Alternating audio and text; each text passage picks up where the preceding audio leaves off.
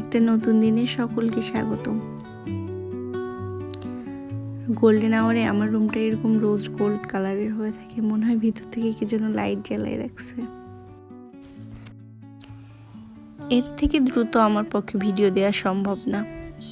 এটা হচ্ছে বৈশাখের মেনু। তো শুধু মেনু দেখলে তো হবে না, কাজটাও শুরু করতে হবে। মেনলি এখানে রান্না বান্না সব আমারই করতে হয়। এখানে আমি আগের দিনের রাত্রের বেগুন তরকারি গরম করছিলাম, কারণ শুধু আগের দিনের রাত্রে ভেজানো পান্তা ভাত খেলে তো আর বাঙালিয়ানা হয় না, ওটা একটু বেশি ফেক হয়ে যায়। এই জন্য আমি পান্তা ভাতের সাথে রাখছিলাম সত্যি সত্যি বাসি তরকারি আর একটা ডিম ভাজি, না হলে হয়, তাই ডিম ভাজি।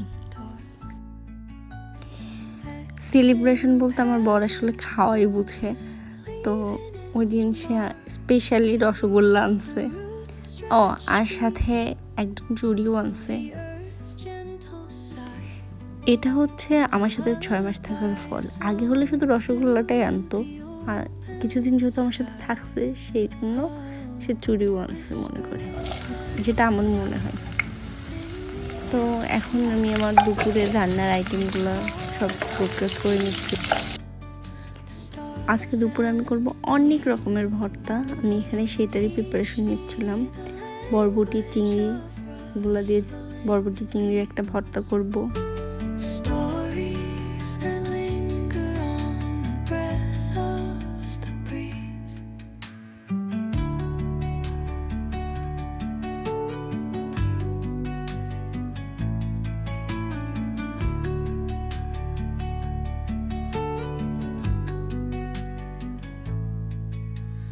Dawn paints gold on the mountain's crown, while rivers whisper truth as they flow down.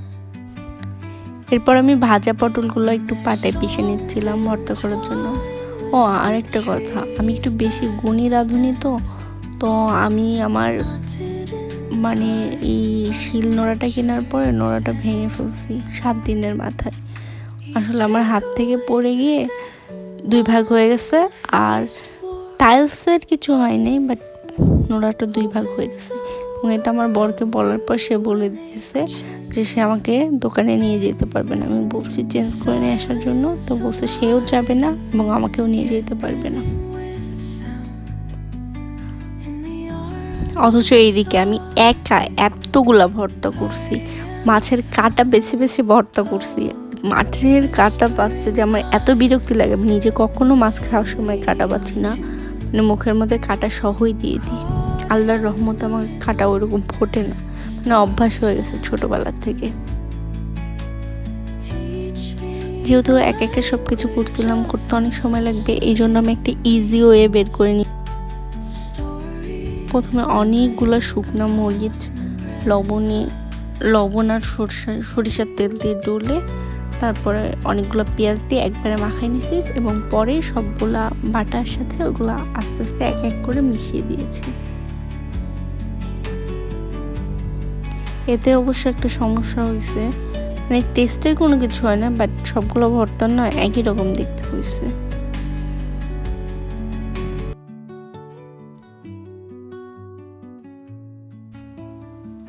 এই যে এখানে আমি ডাল ভর্তা করছিলাম প্রথমে, এটা বরবটি আর চিংড়ির ভর্তা।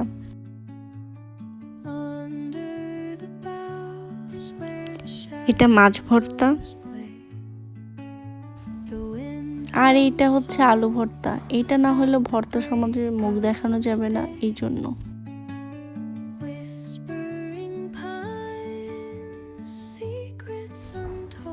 গরম ভাতের এই ধোয়া ওঠা ব্যাপারটা দেখতে যে আমার এত ভালো লাগে। শুধুমাত্র একদিন ভর্তা ভাত খাবো দেখে এই প্লেটটা আমি টেনে আনছি বাসার থেকে, হাই রিস্ক নিয়ে, কারণ আমার বাসার থেকে এখানে আসতে তো 12 ঘন্টা লাগে। আমি ভাবছি এটা হয়তো আস্তে আস্তে ভেঙে 2 ভাগ হয়ে যাবে, তারপরেও প্লেটটার মায়া ত্যাগ করে আমি এরকম একটা প্লেটটা সাজানোর আশায় এই প্লেটটা আমি টেনে আনছিলাম।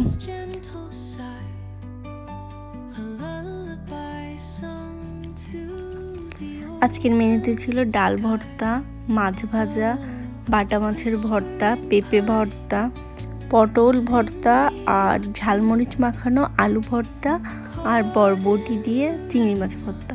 এটা আমি 5 বার বললাম এই দিয়ে।